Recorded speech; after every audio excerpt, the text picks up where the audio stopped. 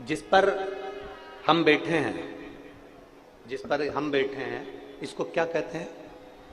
जम के बोलो जरा। इसको कोई प्रधानमंत्री की कुर्सी तो नहीं कहता, इसको कोई राष्ट्रपति की कुर्सी तो नहीं कहता, इसको कोई मुख्यमंत्री की कुर्सी तो नहीं कहता, इसको कोई आमदार या खासदार की कुर्सी तो नहीं कहता। इसको क्या कहते हैं? व्यास पीठ। काय के लिए मिली है ये? अगर कोई व्यास वक्ता इस पीठ पर बैठे तो वो क्या करने के लिए बैठा? इस पीठ पर बैठा है वो भगवान की चर्चा करने के लिए, जनमानस को प्रेरणा देने के लिए और जनमानस को मंदिर, शिवालय, देवालय से जोड़ने के लिए बैठा। इस व्यासपीठ की गरिमा यह है कि इस व्यासपीठ से एक भी शब्द निंदा का ना निकले, किसी के लिए अपशब्द ना निकले।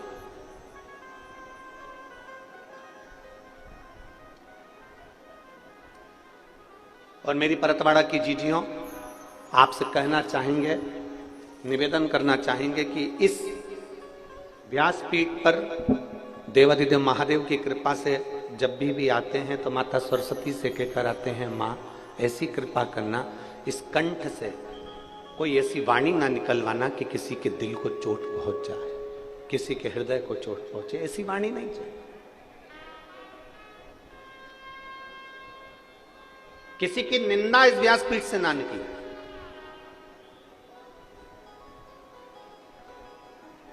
किसी व्यक्ति विशेष के नाम से कोई शब्द, कोई निंदा इस व्यासपीठ से ना निकले, इस गादी से ना निकले। कारण निंदा का प्रतीक, निंदा का फल क्या है, निंदा का पाप क्या है, ये हमारे शास्त्र कहते हैं। एक राजा ने एक भंडारा करा, ब्राह्मण भोज करा, सबको बुलाया, संत महात्मा गुरुजन सब भोजन करने के लिए आए। सब भोजन बन रहा था खुले में। एक चील उड़ी, उसने सांप पकड़ा, सांप लेकर उड़ी, सांप ने विष उगला, वो विष खीर में जाकर गिर गया। खीर में विष गिर गया। ब्राह्मण भोजन कर रहे थे, संत भोजन कर रहे थे, गुरुजन भोजन कर रहे थे, और सारे ब्राह्मण, सारे संत, सारे गुरु उस खीर को खाने के बाद मर गए। जितने भोजन कर रहे सब मर गए। धर्मराज के यहां सभा लग गई। चित्रगुप्त महाराज बैठे। चित्रगुप्त महाराज ने धर्मराज से पूछा, बताइए इतने सारे ब्राह्मण और संत मरे हैं, इसका पाप किसके माथे पर देना? इसका पाप किसके पल्लू में बांधना है? इतने ब्राह्मण, इतने संत मरे, इसका पाप किसके माथे पर दिया जाए? राजा के माथे पर, जिसने ब्राह्मण संत भोज रखा?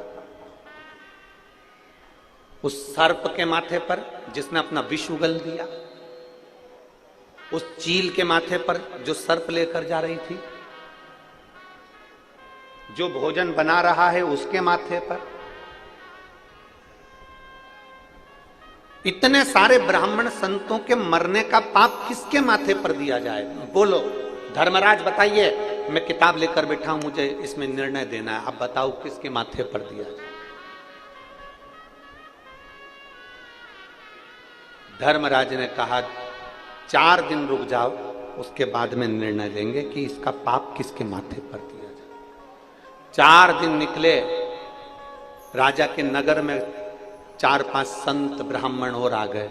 उन्होंने एक स्त्री से पूछा, माता जी राजा का भवन कहाँ है? स्त्री ने पूछा, क्यों? हमें भूख लगी है तो राजा के भवन में हम भोजन करेंगे।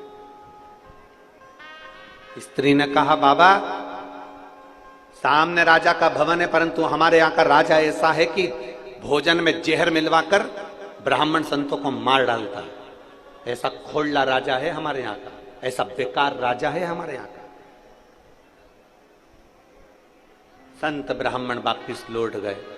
धर्मराज ने चित्रगुप्त को बुलाया और बुलाकर कहा, जो ब्राह्मण और संत मरे थे उनके मरने का पाप इस स्त्री के माथे पर डाल दिया जाए। उनके मरने का पाप इस स्त्री के माथे पर डाल दिया जाए। क्योंकि इसने निंदा करी है।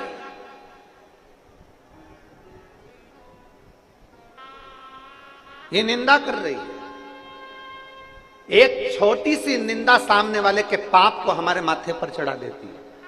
शिव मंदिर में जाना, शंकर के मंदिर में एक लोटा जल समर्पित करने के लिए जाना, देवाधिदेव महादेव के मंदिर में एक लोटा जल समर्पित करने के लिए जाना, भगवान शंकर के मंदिर में एक लोटा जल समर्पित करने के लिए जाना, शिव के दरवाजे पर अगर एक लोटा जल समर्पित करने के लिए जाना, भगवान देवाधिदेव महादेव के पास अगर जाना, तो ये प्रयास कर कर जाना कि मैं शंकर के मंदिर में जब तक रहूं, मैं शंकर के मंदिर में जाऊं और आऊं, तब तक मेरे मुख से भोलेनाथ ऐसी कृपा करना कि किसी की निंदा ना निकल जाए, किसी की निंदा मेरे मुख से ना, किसी की निंदा ना निकले। बन सके तो हमसे भजन बने। आप अपने घर से लोटा भरकर जब जल लेकर निकलो ना, तो जल लेकर निकलो तो मुख से श्री शिवाय नमस्तु, श्री शिवाय नमस्तु, श्री शिवाय नमस्तु। जब आप निकले अपने घर से, भगवान का मंत्र जाप करते हुए चलें, श्री शिवाय नमस्तुभ्यम बोलते हुए चलें, पंचाक्षर मंत्र नमः शिवाय बोलते हुए चलिए, षडाक्षर मंत्र ओम नमः शिवाय बोलते हुए चलिए, भगवान का भजन गुनगुनाते हुए चलिए। ये मत सोचना कि कौन हमको देख रहा है, कौन हमको नहीं देख रहा। आपकी चित्तवृत्ति को आप जितना शंकर से जोड़कर चलोगे, उतने आपकी जिंदगी की एक आनंदता उत्पन्न हो जाएगी, अपने जीवन का एक सुख उत्पन्न हो जाएगा।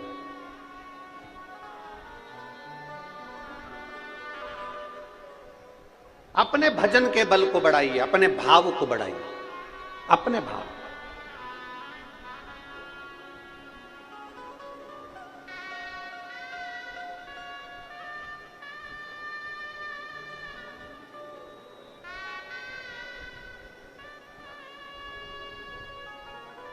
कल हमने हमारे साथ में माननीय प्रकाश जी के साले जी अभी हमको कृष्ण की भूमिका वो निभा रहे हैं, रथ के सारथी बनकर लाना ले जाने का कार्य कर रहे हैं। कल हमने उनसे पूछा, इतना तेज गर्मी पड़ रहा है और कई लोगों को खाना पीना भी होता है, पानी भी पीना होता है, 10 जगह का जल भी आता है, भोजन भी आता है, कोई पेट गड़बड़ हो रहा हो, कोई कुछ हो रहा हो, तो उसके लिए हॉस्पिटल ले जाने के लिए क्या प्रयोजन है? तो उन्होंने कहा, गुरुजी हमारे यहाँ के परहतवाड़ा के जो विधायक महोदय हैं, बच्चू भैया ऐसा कुछ नाम उन्होंने बताया था, श्री बच्चू जी कुडू, कहा गुरुजी एक अस्थायी हॉस्पिटल बनाया गया हमारी कथा स्थल के आसपास में, जिससे लोगों का इलाज हो सके। मैं माननीय विधायक महोदय बच्चू भैया जी को बहुत बहुत साधुवाद देता हूं कि आपने ये व्यवस्था की। साधुता है।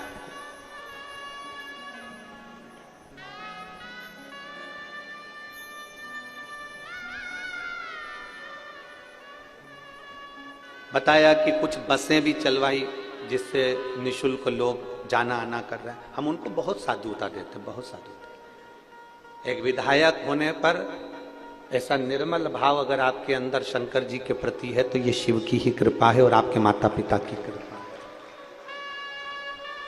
साधुता। अपने भाव को शुद्ध बनाइए।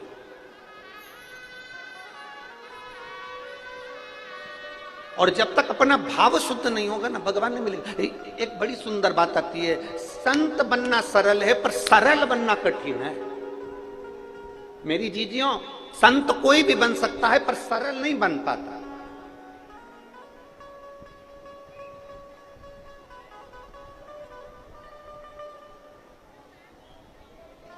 ये कंठी काय के लिए पहनते हो? तुलसी की। जम के बोलो जरा। गले में तुलसी की कंठी काय के लिए पहनते हो? गले में रुद्राक्ष काय के लिए पहनते हो? गुरु जी से मंत्र काय के लिए लेते हो? गुरु दीक्षा काय के लिए लेते हो? बड़े बड़े अवधे पर जाकर बैठ जाए और आपने किसी गुरु से मंत्र लिया है, कंठी पहनी है, गले में अगर तुलसी की माला पहने हो, गले में अगर रुद्राक्ष की माला पहने हो, कंठी का मतलब होता है कि अपने कंठ से किसी की निंदा ना निकले। कंठी का मतलब है अपने कंठ से किसी की बुराई ना निकले। कंठी का मतलब है अपने मुख से किसी के लिए अपशब्द ना निकले। तो समझ लो कि तुम किसी गुरु के चेले हो और तुम्हारा शास्त्र, तुम्हारा वेद, तुम्हारा पुराण तुमको ये बता रहा है कि तुमने उस कंठी को धारण करा है, तुमने अपने कंठ को शुद्ध कर लिया है।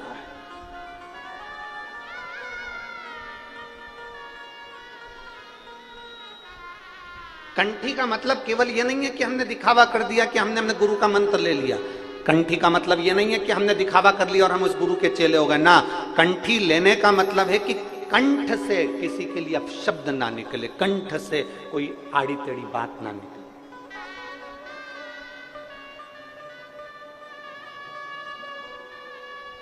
और मत बुरे कर्म कर बंदे वरना पछताएगा, भगवान की आंखों से तू बच नहीं पाएगा, तू बच नहीं पाएगा। अरे ओ अज्ञानी मत कर नादानी, कर्म का फल भी तू ही पाएगा, जैसा किया तूने तेरे आगे आएगा। मत बुरे कर्म कर बंदे वरना पछताएगा, भगवान की आंखों से तू बच नहीं पाएगा, तू बच नहीं पाएगा। ऐसा कर्म क्यों करना? कंठ में कंठी पहने हो और मुख से निंदा कर रहे हो, कंठ में कंठी पहने हो और अपने मुख से आप अपशब्द कह रहे हो, तो ये श्रेष्ठता नहीं बनती। मेरी जीजियों और मेरे जीजाओं, मेरी बेटियों, मेरे बेटाओं, जिंदगी में एक बात याद रखना, जो फसल बोओगे वही तुमको काटना। मंदिर काहे के लिए जाते हो? जम के बोलो जरा जल्दी से। मंदिर काहे के लिए जाते हो? भगवान को अपना दुखड़ा सुनाने के लिए, भगवान से मांगने के लिए। चलो अच्छा, इसको अपन बाद में सुनेंगे, पहले ये बताओ जमीन किस किस के यहां पर है? खेती, खेती किस किस के पास में? हाथ उठाओ जरा। जमीन किस किस के पास में? चलो ठीक है, साधुता। भगवान आपकी और 2-4-6 बीघा और आगे बढ़ा। बहुत अच्छी फसल हुई, शायद इधर फसल को पीक कहते हैं। क्या कहते हैं? पीक। बहुत अच्छी पीक हुई, बहुत अच्छी फसल हुई, ढेर सारी फसल हुई, ढेर सारी पीक हुई। उस फसल को कहां लेकर जाते हो फिर बाद में, जब बहुत सारी हो जाती है तो? जम के बोलो, मंडी। कहां ले जाते हो? मंडी।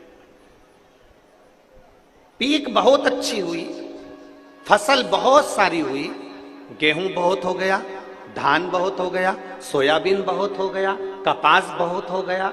जब फसल बहुत सारी हो गई तो हम इसको कहां लेकर गए? जम के बोलो, सब बोलो, कहां लेकर गए इसको? मंडी में लेकर गए। मंडी में ले जाकर हमने गाड़ी को उंडेल दिया, हमने गाड़ी को उंडेला, हमने गाड़ी को खाली कर। फसल ज्यादा हो गई, गेहूं ज्यादा हो गया तो मंडी ले गए, धान ज्यादा हो गया मंडी ले गए, कपास ज्यादा हो गया मंडी ले गए, तो हमने वहां ले जाकर दे दिया। बोलो सही है कि गलत है? सब बोलो जितने बैठे हो, सही है। गेहूं ज्यादा हो गया तो मंडी ले गए, कपास ज्यादा हो गया तो मंडी ले गए, धान ज्यादा हो गया मंडी ले गए, सोयाबीन ज्यादा हो गया मंडी ले गए, फसल ज्यादा हो गई तो मंडी ले गए, सब्जी ज्यादा हो गई तो मंडी ले गए। उसी तरह मंदिर क्यों जाते हैं? शिव पुराण कहते हैं जैसे फसल ज्यादा होती है तो मंडी ले जाई जाती है, पाप ज्यादा होता है तो महादेव के दरवाजे जाया जाता है।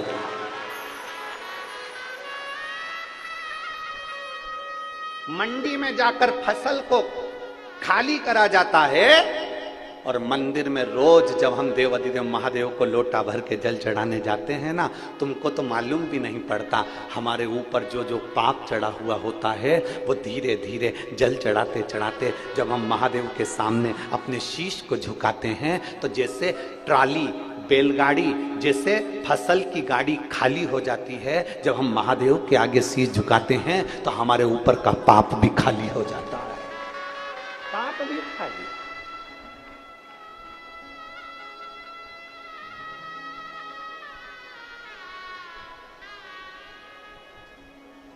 फसल ज्यादा हो गई, हम उसको मंडी ले गए। कपास ज्यादा हो गया, मंडी ले गए। सोयाबीन ज्यादा हो गया, मंडी ले गए। गेहूं ज्यादा हो गया, मंडी ले गए। निवेदन है, जब बहुत, और ऐसा कोई मनुष्य नहीं जो पाप ना करता, सबके मुख से रोज झूठ निकलता, रोज सबके मुख से अपशब्द निकलता। हम कितना भी समझा दे तुमको, तो भी तुम मुख से कुछ ना कुछ गाली निकल ही जाएगी, आड़ा टेढ़ा निकल ही जाएगा। हम कितना भी समझा, हम कितना भी बोल दे तुमको, तुम फिर भी कहीं ना कहीं हमारी वाणी से निकल ही जाता। कली काल है ना, कलयुग है ना, हम कितना भी समझा लें तो भी निकल जाएगा। तो क्या करना है हमको? फसल को मंडी लेकर जाओ, तो इस शरीर को कहां लेकर जाना है? मंदिर लेकर जाना। फसल मंडी में जाती है, वहां खाली हो जाती है। ये शरीर जब देव अधिदेव महादेव के उस मंदिर में, उस देवालय में, उस शिवालय में जब जाता है, तो ये पाप भी हमारा खाली हो जाता है। पाप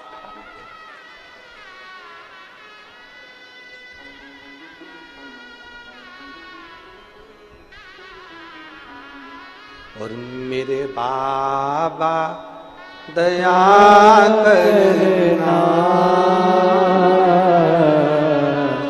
मैं तेरे भरोसे हूँ। मेरे बाबा दया करना,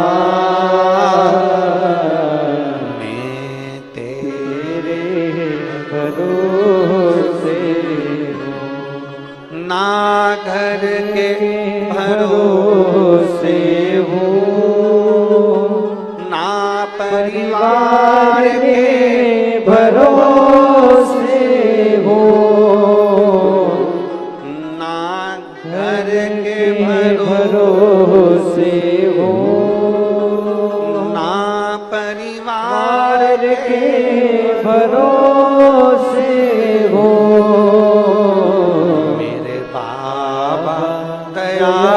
करना, मैं तेरे भरोसे हूँ। भोले बाबा दया करना,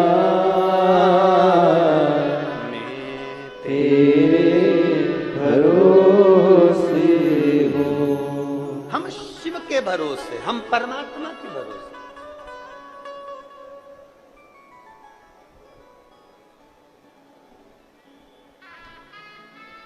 उसके आश्रित हो गए। इस मुख से निंदा ना निकले, इस मुख से अपशब्द ना निकले, कंठी पहनने के बाद कंठ से आड़ी टेढ़ी बात ना निकले। और लिखण वाले तू हो के दयाल लिखना, मेरे जिह्वा पे शिव जी का प्यार लिखना। मेरी इस जिह्वा पर, मेरे इस वाणी पर भगवान का नाम लिखना, अपशब्द ना लिखे। संत बनने के लिए सरल बनना पड़ेगा। शंकर भगवान के लिए, शंकर भोले हैं इसलिए भोला बनना पड़ेगा। जो जैसा है ना, उसके जैसा वैसा बनना पड़ता है। मेरी जीजियां बैठी हैं ना, जब ये बच्चे को भोजन कराती हैं ना, बूढ़े से बूढ़े लोग जब बच्चे के साथ खेलते हैं ना, तो बच्चा बन जाते हैं। बोलो री जीजी, सही बात है। और क्या उसकी मम्मी भी क्या तोतरी बोले क्या? नहीं, पर बच्चे के साथ में उसको तोतरा बोलना पड़ता ले। अब वो कितनी कितनी लीला करती है। वो कौआ आया, कौआ आया, कौआ आया, कौआ आया। फिर बच्चे को डराती भी, बच्चा अगर एकदम डरता है ना तो बाबा आया। बच्चा खूब रो रिया हो ना, खूब तेज रो रिया हो तो माँ क्या कह देती है एकदम, बोलो बोलो जम के बोलो, बाबा आया। बच्चा एकदम डर जाता है, रोना अरे बोलो तो जम के बंद। थोड़ी देर के लिए देखेगा कहां आया, जब उसने देख लिया नहीं आया तो फिर मां फिर चिल्लाती बाबा आया, बच्चा रोना बंद। शिव महापुराण की कथा कहती है बच्चा रो रहा है और मां कह देती है बाबा आया तो बच्चा रोना बंद कर देता है। संसार सागर में आप रो रहे हो और व्यासपीठ से सुन लो कि कोई तुमसे कह दे कि शंकर भगवान आएंगे और तेरा दुख मिटा कर जाएंगे, समझ लेना बाबा आएगा और दुख मिटा कर जाएगा। रोना बंद। मेरे बाबा दया कर देना, मैं तेरे भरोसे हूँ। मेरे बाबा दया करना, मैं तेरे भरोसे। रोना बंद। अब क्या रो, अब बाबा आ गया, बाबा आया, बच्चे ने रोना बंद करा। माँ को बच्चे के साथ बच्चा बनना पड़ता है। माँ को जैसा बूढ़ा व्यक्ति भी है ना तो बूढ़े के साथ बूढ़ा बनना पड़ता है। माता पिता को बच्चे के अनुकूल चलना पड़ता है, अनुकूल। जैसा वो है उसके अनुकूल रहना पड़ेगा। तो क्या मां बच्ची है, क्या घर का बुजुर्ग बच्चा है? पर बच्चे के साथ बच्चा बनना पड़ता है। उसी तरह मेरे महादेव भोले हैं, मेरे महादेव भोले भाले हैं, इसलिए उनका नाम है भोले शंकर। तो हमको क्या बनना पड़ेगा? महादेव जैसा भोला बनना पड़ेगा। जब आप भोले बन जाएंगे महादेव आपके साथ हो जाएंगे, फिर आपका दुख महादेव का होगा, आपका दुख महादेव। एक पत्र है,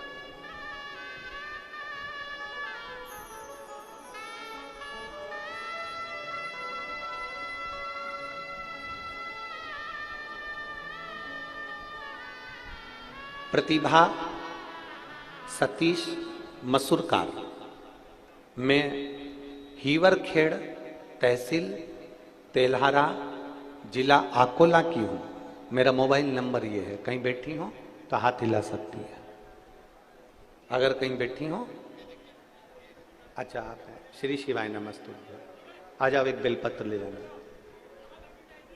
मेरा नाम प्रतिभा सतीश मसूरकार है, मैं हीवरखेड़ तहसील तेल्हारा जिला अकोला की हूँ। मेरा मोबाइल नंबर ये है। गुरुजी, मैं एक लोटे जल का क्या वर्णन करूं। मुझे सोराइसिस की बीमारी थी। 13 साल से मेरे शरीर से खाल निकलती रहती थी, उसको कितना भी खुजालो उसमें से खाल निकलती रहती थी।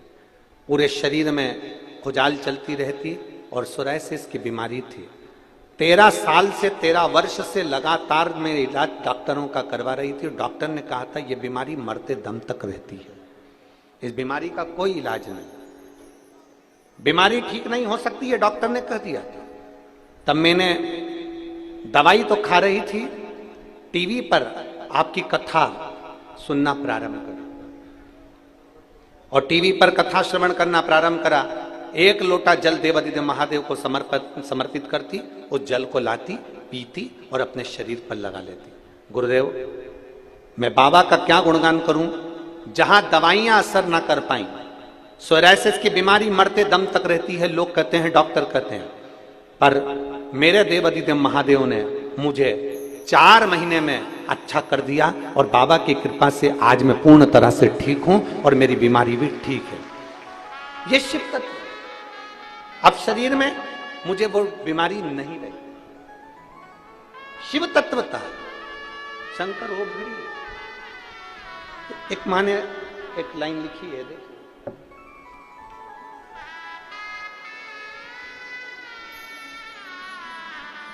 सो दीपिका सचिन राखोड़े पेंशन पूरा परतवाड़ा की रहने वाली हूं। मेरा मोबाइल नंबर यह, कहीं बैठी है तो हाथ हिला सकती हैं। अगर कहीं बैठी हो सो दीपिका सचिन राठौड़े, पेंशनपुरा, परतवाड़ा की रहने वाली हूं। कहीं बैठी हो तो हाथ हिला सकती हैं। परतवाड़ा की रहने वाली हूं। मेरी लड़की खुशी सचिन राठौड़े 8 महीने की हुई, तब से, जब वो 8 महीने की हुई तब से उसको एक गठान हो गई। और गठान डॉक्टर को दिखाया तो डॉक्टर कहते हैं कि इसका ऑपरेशन करना पड़ेगा। अबे डॉक्टर सोनोग्राफी करवाए, जांच करवाई, जांच करने के बाद उसको ऑपरेशन का कह दिया। जब हमने ऑपरेशन का सुना तो हमने, बच्ची छोटी है जानकर ऑपरेशन कैसे कराते, हमने इतनी छोटी सी बच्ची का कैसे ऑपरेशन करा। तब हमने ऑपरेशन करने का मन से निकाल दिया और हमारी पड़ोसन के कहने से हमने शंकर जी को 1 लोटा जल चढ़ाना प्रारंभ करा। शिव जी को जल चढ़ाते, वो जल लाकर अपनी बेटी को दे देते। बेटी की उम्र छोटी है और उसको ये गठान उसके बगल में हो गई। अब करें क्या गुरुदेव? 2.5 महीने तक हमने उस बच्ची को शंकर जी पे चढ़े हुए जल को पिलाते रहे और एक दिन उस बच्ची के जो गठान थी वो अपने आप फूट गई और फूटते से ही उसकी गांठ में जो सामान था वो सब बाहर निकल गया। और डॉक्टर के पास हम लेकर भागे तो डॉक्टर ने कहा ये तो कोई चमत्कार ही है जो तुम्हारी बेटी बिना ऑपरेशन के ठीक हो गई। ये शिद्दत है। सो दीपिका सचिन राठौड़े, पेंशनपुरा, परतवाड़ा की रहने वाली हूं। मेरा नंबर ये है, कहीं बैठी हो तो हाथ हिला सकते। आजा बेटा।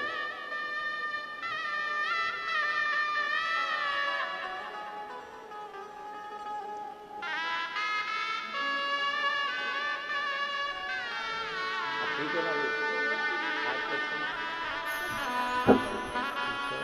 शरीर पूरा ठीक हो गया? हाथ वगैरह पूरे शरीर का था।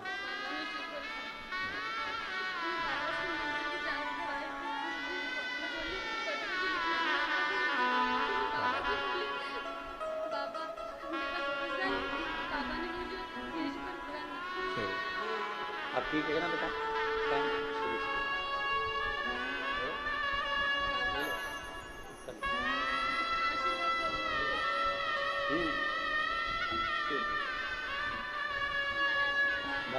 अब ठीक है ना शरीर?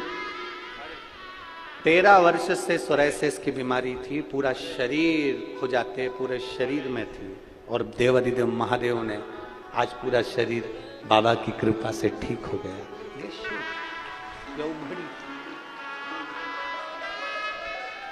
और खाली ना जाता कोई दर से तुम्हारे, खाली न जाता कोई दर से तुम्हारे, मैं भी खड़ी हो नंदी पागे पसारे, अपने हृदय से लगा लो गिरा जा रहा हो, उठा लो। आप दिल से उसको 1 लोटा जल चढ़ाओ, आप दिल से उससे निवेदन करो। वो बेटी ने एक लाइन अच्छी लिखी है, प्रतिभा सतीश मसूरकार, हीवर खेड़ा, तेलाहारा, जिला अकोला। इन्होंने एक लाइन अच्छी लिखी है,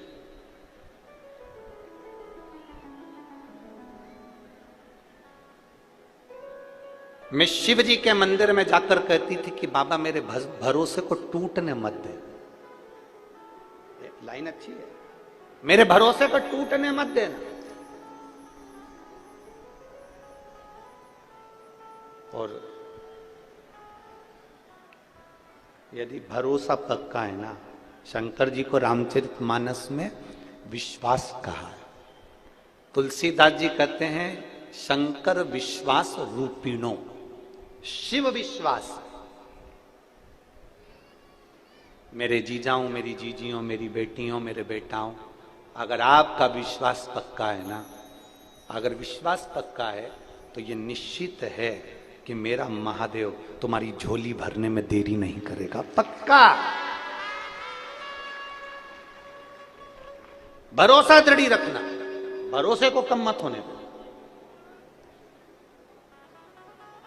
और जो कहते हैं भगवान हमारी नहीं सुनता, उनसे निवेदन करूंगा किसी कथा के पंडाल में बैठकर, जब कुबेरेश्वर धाम से मेरा कुबेर भंडारी कथा वाचने के लिए आया हो, मेरा कुबेरेश्वर धाम से कुबेर भंडारी जब कथा वाचने के लिए आए, उस पंडाल में 7 दिन 5 दिन बैठकर विनती कर कर देखना, अगले पंडाल में तू खुद पत्र लेकर पहुंचेगी कि मेरे बाबा ने मुझे ये दिया है।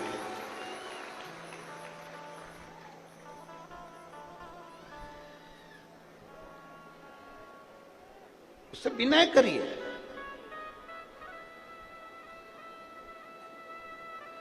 अपने भीतर हम बहुत सारे वो जैसे कचरे की गाड़ी होती है, तो कचरे की गाड़ी में अगर कचरा भरा रहे तो कचरा सड़ता है, उससे गाड़ी भी जम के बोलो सड़ती है।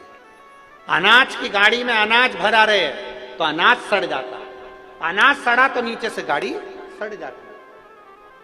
आपने जो अपने अंदर भर कर रखा है वो हमारे शरीर को सड़ा रहा है।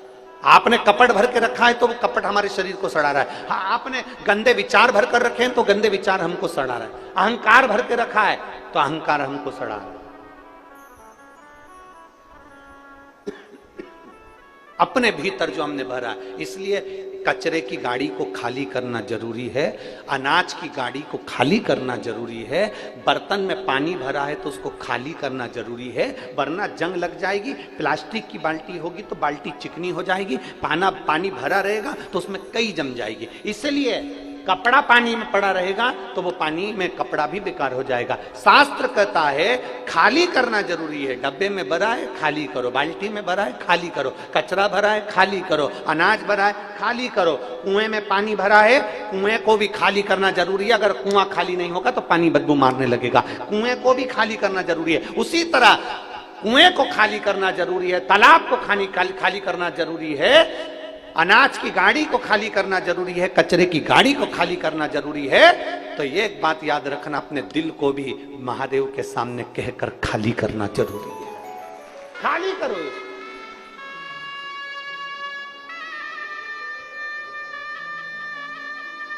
ज्यादा दबा दबा कर रखोगे ना तो वो कहते हैं ना, ज्यादा दबा दबा के खाओगे तो दवा खाने जाओगे। अरे बोलो तो जम के एक बार फिर से बोलो, दबा दबा कर खाओगे दवा खाने जाओगे। इसलिए शास्त्र कहता है 2 हिस्सा खाओ, 1 हिस्सा पानी के लिए रखो और 1 हिस्सा थोड़ी श्वास लेने के लिए रख ले दम।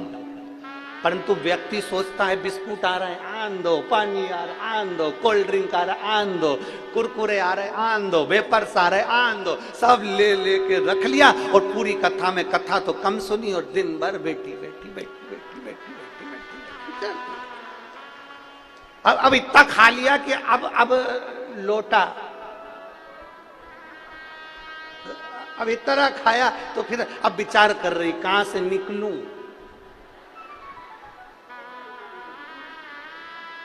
कहां से जाऊं, सारी जनता भरी पड़ी है।